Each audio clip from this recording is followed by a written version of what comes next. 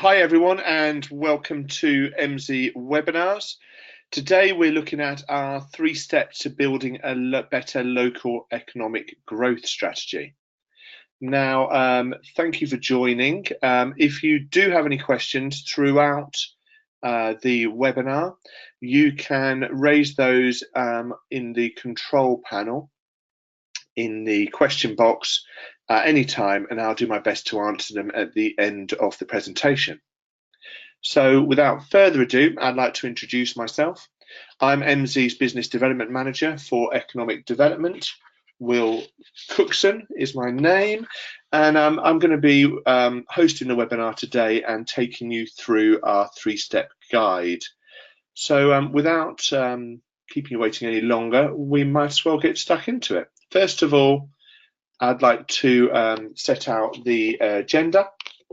First of all, I'd like to introduce MZ, set out what I believe the challenge is in regards to developing a local economic growth strategy, the 3 steps based on our guide, and then we'll do a summary roundup at the end. We're going to keep it quite short and sweet and not go over any old ground. At MZ, our mission is to help you to understand your local labour market, and we do that through sharing high quality data that provides insight to understand the local labour market in terms of the industries that are present and the occupations that are present within your local economy. We believe that that can help in both a strategic and tactical decision-making activity, which can therefore make a huge difference to the lives of the people that your organisation works with and the communities. We are working with a number of local authorities of all different shapes and sizes, and we also work with a number of local enterprise partnerships, as well as working with further education colleges, universities, larger employers and recruitment agencies.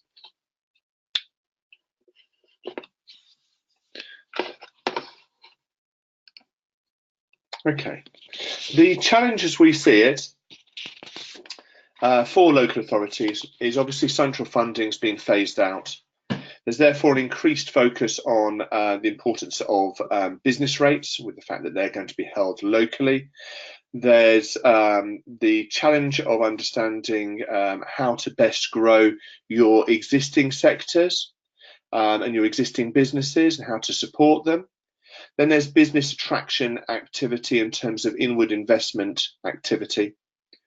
It's understanding what makes your area different from neighbouring areas and from maybe the national picture, and also critically identifying the right type of growth. Within this broader challenge, there are other issues such as Brexit, automation, which we know is going to affect certain industries and occupations more than others, and low productivity, which is a recurring issue for the British economy. This means the labour market is likely to go through a period of intense disruption. In such times, it's therefore vital that you have a local economic growth strategy based on solid evidence about your geography. So that's what we're going to focus on today and see how we can help with that challenge. In terms of building a successful growth strategy, you'll need to understand what is currently driving your local economy. What are your specialism? What makes your area different from neighbouring areas and from the national picture? What makes you unique? And how is the local economy projected to change going forward? And how can you respond to those changes? Okay. Now, in other webinars, and you can find these on our YouTube channel, we've gone into quite a bit of detail around our sector strength finder solution. What I'm going to do here is I'm going to really focus on how we can use that to identify growth opportunities. But I will apologies for that. Should have put that onto silence. I will take you through briefly how the sector strength finder methodology works. So essentially, we take the 560 standard industry classifications And we boil that down to 49 clusters. These are clusters of industries that are clustered together or brought together as we see it, based on whether they co-locate, whether they share a workforce, and whether they interact within each other's supply chain. So there's a clear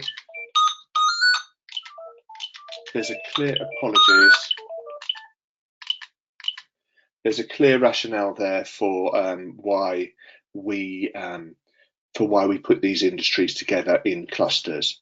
And as I said, there's 49. There's a further distinction there between local clusters and tradable clusters.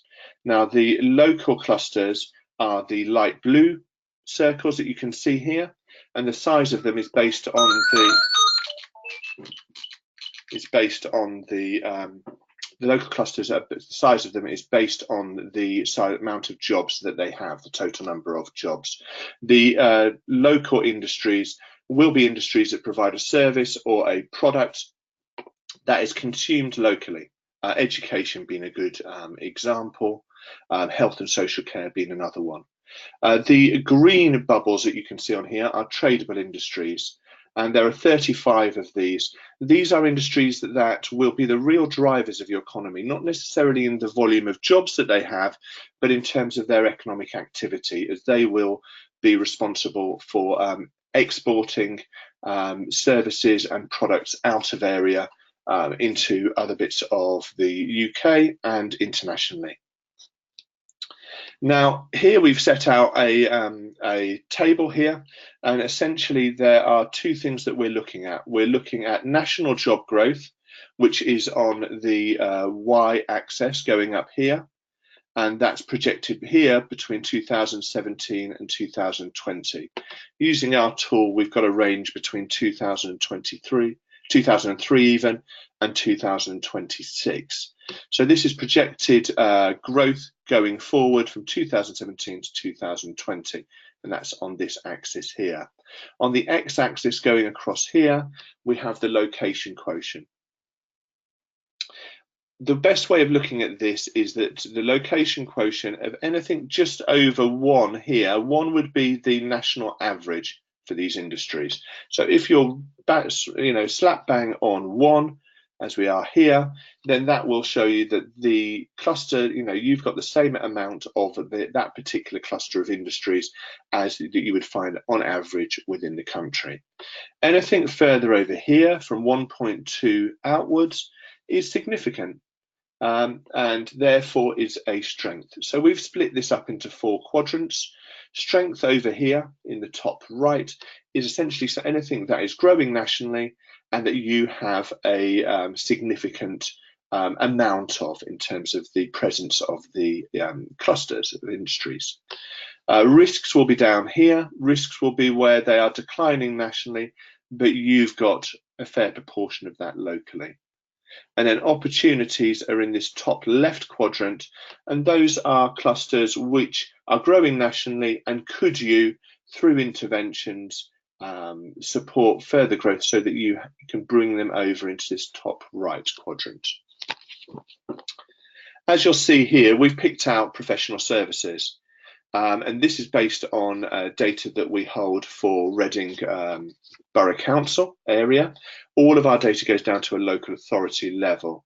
The reason we picked out professional services is, although it falls into the strengths quadrant on account of having a location quotient of just over 1, the fact is that it is only 1.09, which indicates that the comparative advantage Reading has in this cluster is minimal. It is, however, projected to see significant growth across the nation as a whole of over 6% between 2017 and 2020, which means that it is very much a cluster of interest in terms of a potential growth strategy in the area. So essentially what we've done here is we've looked at the strengths industries that are growing nationally and in which the region has a comparative advantage over other areas in the country, and the sector strength finder tool allows you to dig into every one of those clusters in order to understand where they sit within your local area. We've also identified and can identify, for the purpose of developing a growth strategy, the opportunities. Critically, the industries that are growing nationally and which there's a healthy presence, but you don't have that comparative advantage. So that presents potential for growth through making particular interventions in order to change that opportunity into a strength. It also allows you to look at threats and risks, industries which a region you have a comparative advantage in over other areas, but which are set to decline nationally in the coming years. That indicates there may be a threat. It's not always as clear cut as there definitely will be, because obviously there are other factors such as consolidation and so on. So that's step one that we've just been through. So that's essentially looking at where, I'm trying to understand where the opportunities are, where the strengths. Moving on to step two, for each of those clusters, you can dig in to understand what sits below it. So here we've gone and we're going down another level to dig a bit deeper into the professional services sector in Reading. And what we're looking at here is we're comparing projected growth for the cluster in the area with projected growth in the southeast and the nation as a whole. So it shows healthy growth over the next few years at 3 geographic levels. And since Reading's already has a slight comparative advantage in the sector, that would indicate that there may well be opportunity to exploit and grow this advantage still further. There are a number of interesting things about the data in the table, the table that we've got here. In regards to, it shows you the number of jobs in the cluster, which is 3,313, which is overwhelmingly made up from business and other managed consultancy activities. 74% of that cluster, in fact. Secondly, with the exception of, these are the industries, by the way, that sit within the cluster, but we're breaking it down in terms of the jobs, the wage, the location quotient, and the projected growth. I should have said that. But secondly, with the exception of other professional services, other professional scientific and technical activities, each of these sectors is projected to see significant growth in the Reading area between 2017 and 2020. And thirdly, with the exception of business and other managed consultancy activities, none of these sectors enjoy a comparative advantage over other areas of the country, with each of them having a location quotient below 1. Since projected job growth is healthy, since there's a clear room to increase the comparative advantage that the region enjoys in all 5 of the underlying sectors, what the data suggests is that there is significant room to grow the cluster. So this step 2 can obviously be repeated in regards to each of the clusters that we looked at on the previous table. And from that, you can start to build out the clusters that you may well want to focus your interventions and activity on. Digging further still, we're able to calculate the multiplier effect. So this uses our input-output model. This can be done for each of the 560 plus industries or the 49 clusters as a whole, or individually, I should say. In the graphic above, the top graphic you can see just here, you can see that professional service cluster in Reading, including the jobs multiplier and wages, along with the average wage just here for within that cluster. And we can start to see the ripple effect of what adding 100 jobs in the professional services cluster will have in terms of the wider local economy. And that's a multiplier effect of 1.48, which is significant. Adding 100 jobs can therefore have a multiplier. It can generate approximately 4.3 plus million in annual wages to the wider local economy. And this is massively useful in terms of planning a strategy about which sectors to intervene with.